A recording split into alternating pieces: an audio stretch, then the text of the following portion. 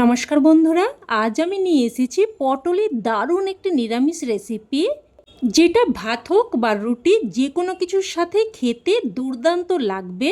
আর বানানোর পদ্ধতি একদমই ইউনিক ও একদমই নতুন। বাড়িতে থাকা সাধারণ কয়েকটা ঘরোয়া মশলা দিয়ে এই রান্নাটা কিন্তু তৈরিও হয়ে যায়।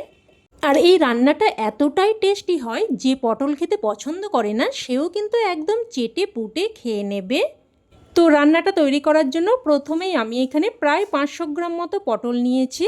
এবার ছুরিতে করে পটলের গা ভালোভাবে ঘষে পটলের গায়ে যে আঁশের মতো অংশটা থাকে ওটা দেখুন একদম ভালোভাবে তুলে নিয়েছি। আর তুলে নিয়ে খুব ভালোভাবে ধুয়েও নিয়েছি। তবে কাটার পর কিন্তু পটলগুলো আর ধোবো না। তো দেখুন পটলগুলোকে এইরকম একটু বাঁকিয়ে কেটে নিচ্ছি। আর যে পটলগুলো বড় সেগুলোকে এইরকম 3 টুকরো করে কেটে নিচ্ছি। আর যেগুলো ছোট সেগুলোকে দেখুন এইরকম 2 টুকরো করে কেটে নিচ্ছি। তো একই রকমভাবে সমস্ত পটলগুলোই কেটে নিয়েছি। এবার এগুলো একটা প্লেটের মধ্যে উঠিয়ে রাখছি। এবার এখানে নিয়েছি কয়েকটা আলু, প্রায় 4-5টার মতো আলুকে দেখুন এইরকম ডুমো ডুমো করে কেটে নিয়েছি। আর কেটে ভালোভাবে ধুয়েও নিয়েছি। এবার প্রথমে আলুগুলোকে আমি একটু ভাপিয়ে নেব। তার জন্য কড়াইতে কিছুটা জল গরম হতে বসিয়ে দিয়েছি আর অল্প একটু লবণ দিয়ে মিশিয়ে নিলাম। আলুগুলো দিয়ে দিয়েছি। এবার মিডিয়াম ফ্লেমে আলুগুলোকে প্রায় 3 থেকে 4 মিনিট মতো একটু ভাপিয়ে নেব। এবার এখানে নিয়ে নিচ্ছি 1 চামচ মতো চাল। আর আমরা সাধারণত যে ভাতের চালটা খাই সেই চালটাই নিয়ে নিয়েছি। এবার চালটাকে 2-4 বার জল পাল্টে পাল্টে দেখুন খুব ভালোভাবে ধুয়ে নিয়েছি। এবার একটা পরিষ্কার তোয়ালের মধ্যে চালগুলো দিয়ে চালটাকে একদম ভালোভাবে মুছে নেব। দেখুন চালটাকে একদম খুব সুন্দরভাবে মুছে নিয়েছি। চালের মধ্যে কিন্তু কোনো রকম জল নেই। তো এবার এটাকে এক সাইডে রেখে দিচ্ছি। আর এদিকে কিন্তু প্রায় 3 থেকে 4 মিনিট মতো ঢাকনা দিয়ে আলুগুলোকে একটু ভাপিয়ে নিয়েছি। দেখুন আলুগুলো প্রায় 50% মতো সেদ্ধ হয়েছে, খুব বেশি কিন্তু সেদ্ধ করার দরকার নেই। তো আলুগুলো উঠিয়ে নিলাম। উঠিয়ে নিয়ে এবার ওই কড়াইয়ের মধ্যে দিয়ে দিলাম প্রায় 2 থেকে 3 চামচ মতো সর্ষের তেল। তেলটাকে খুব ভালোভাবে গরম করে নিয়ে এবার এর মধ্যে কেটে ধুয়ে রাখা পটলগুলো দিয়ে দিলাম। সাথে অল্প একটু লবণ আর অল্প একটু হলুদ গুঁড়োও দিয়ে দিলাম। লবণ আর হলুদ গুঁড়োটা দিয়ে ভালোভাবে মিশিয়ে নেব। মিশিয়ে নিয়ে এবার একটা ঢাকনা দিয়ে দিয়ে পটলগুলোকে কিন্তু প্রায় 3 থেকে 4 মিনিট মতো ভেজে নেব।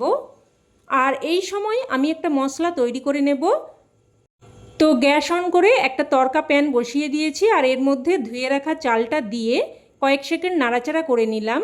একটু চালগুলোকে ভেজে নিয়ে এবার এর মধ্যে দিয়ে দিলাম 1/2 চামচ মতো গোটা ধনে, 1/2 চামচ মতো গোটা জিরে, আর প্রায় 8-10টার মতো গোলমরিচ, 2টো ছোটো এলাচ, অল্প একটু দারচিনি। এবার লো টু মিডিয়াম ফ্লেমে অনবরত নাড়াচাড়া করে প্রায় 1 মিনিট মতো মশলাগুলোকে ভেজে নেব।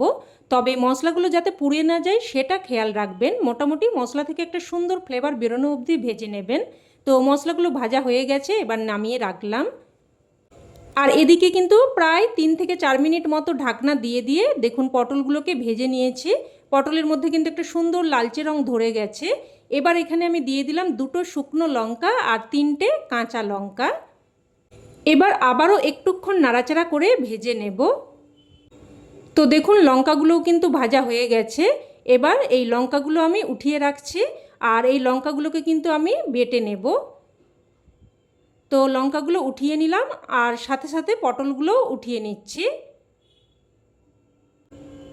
পটলগুলো উঠিয়ে নিয়ে এবার ওই কড়াইয়ের মধ্যে আবারও দিয়ে দিচ্ছে প্রায় 2 চামচ মতো সর্ষের তেল।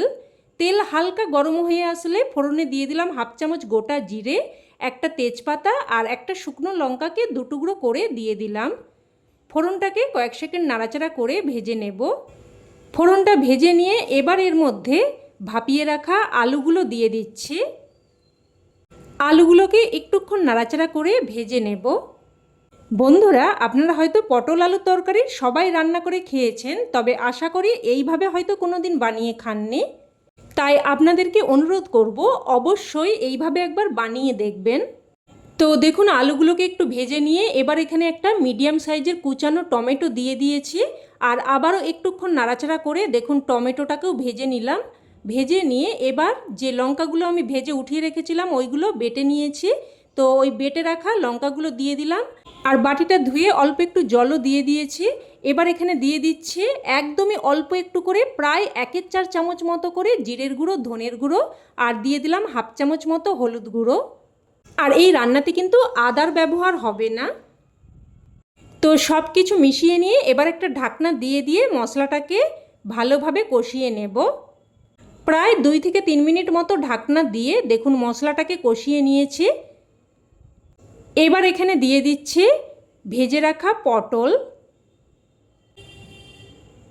আর পাত্রটা ধুয়ে অল্প একটু জলও দিয়ে দিচ্ছি। এবার সব কিছু নাড়াচাড়া করে ভালোভাবে মিশিয়ে নেব। মিশিয়ে নিয়ে এবার আবারও একটা ঢাকনা দিয়ে মশলাটাকে প্রায় 2 মিনিট মতো কষিয়ে নেব। আর এইভাবে একটু বারবার কষিয়ে নিয়ে রান্নাটা করলে যে কোনো সাধারণ রান্নার স্বাদও কিন্তু একদম অসাধারণ হয়ে যায়। তো দেখুন খুব সুন্দরভাবে আলু পটলের সাথে মশলাটাকে কষিয়ে নিয়েছি। তো সব কিছু নাড়াচাড়া করে মিশিয়ে নিয়ে এবার এখানে দিয়ে দিচ্ছি গরম জল, আর জলটা কিন্তু একটু বেশি পরিমাণেই দিতে হবে।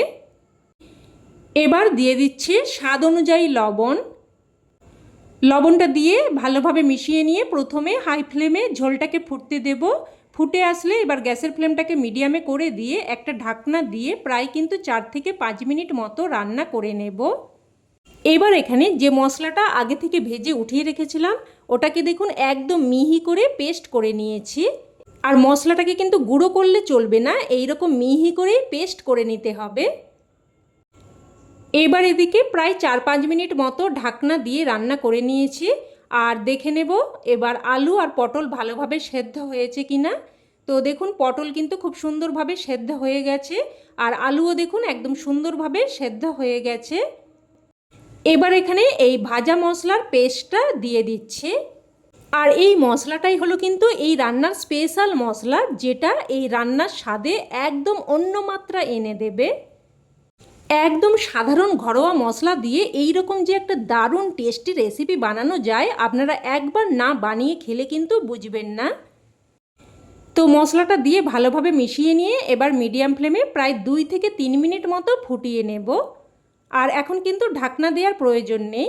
তো 2 থেকে 3 মিনিট মতো ফুটিয়ে নিয়ে এবার এখানে দিয়ে দিলাম অল্প একটু চিনি, আর অল্প একটু মিষ্টি অবশ্যই দিয়ে দেবেন, তাতে করে স্বাদটা সুন্দরভাবে ব্যালেন্স হবে আর খেতেও কিন্তু খুবই ভালো লাগবে। তো চিনিটা দিয়ে মিশিয়ে নিয়ে এবার সবশেষে এখানে দিয়ে দিচ্ছি 1 চামচ মতো ঘি। এবার ঘিটা ভালোভাবে মিশিয়ে নেব। মিশিয়ে নিয়ে গ্যাসের ফ্লেম বন্ধ করে একটা ঢাকনা দিয়ে স্ট্যান্ডিং টাইমে রেখে দিলেই রান্না কিন্তু একদম তৈরি। দেখুন দেখতে কতটা সুন্দর হয়েছে, খেতে কিন্তু তার থেকেও বেশি টেস্টি হয়। গরম ভাত হোক বা রুটি বা লুচি বা পরোটা, যে কোনো কিছুর সাথে খেতে জাস্ট ফাটাফাটি লাগে। তো রেসিপি কেমন লাগলো অবশ্যই কমেন্টে জানাবেন, আর ভালো লেগে থাকলে প্লিজ একটা লাইক দিয়ে দেবেন, আর চাইলে অন্যান্য বন্ধুবান্ধবদের সাথে শেয়ারও করতে পারেন। আর চ্যানেলের নতুন বন্ধু হয়ে থাকলে চ্যানেলটি অবশ্যই করে সাবস্ক্রাইব করে নেবেন। তো আজ এই অবধি, আবারও অন্য কোনো রেসিপিতে দেখা হবে। ততক্ষণে সকলে ভালো থাকবেন, সুস্থ থাকবেন, আর সকলকে ধন্যবাদ।